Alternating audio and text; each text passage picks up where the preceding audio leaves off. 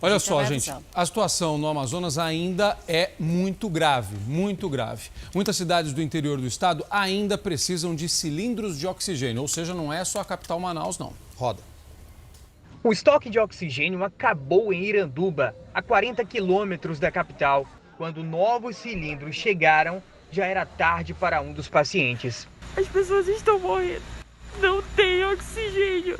Em cidades onde só dá para chegar de barco ou avião, a situação fica ainda mais difícil para resolver. 7 pessoas morreram por falta de oxigênio em Coari, a 360 quilômetros de Manaus.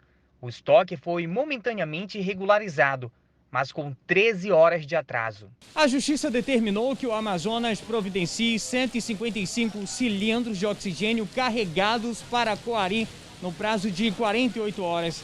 A Secretaria de Saúde do Estado disse que houve um atraso na entrega da empresa responsável pelo fornecimento de oxigênio ao Amazonas, mas que as entregas e os envios seguem acontecendo diariamente para as cidades do interior. O carregamento de oxigênio vindo da Venezuela só chegou em Manaus no final da noite. Um respiro para uma crise que só se agrava.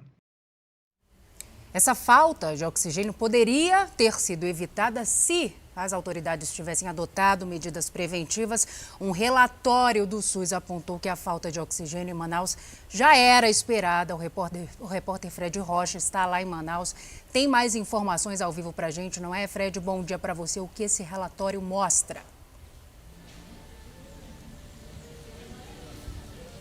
Muito bom dia, Salsi. Bom dia a todos. O relatório apontou que o Ministério da Saúde sabia que a situação aqui no Amazonas estava se agravando pelo menos 3 dias antes das pessoas começarem a morrer por falta de oxigênio. Esse relatório inicial que estava apontando essa deficiência foi elaborado entre os dias 8 e 11 de janeiro.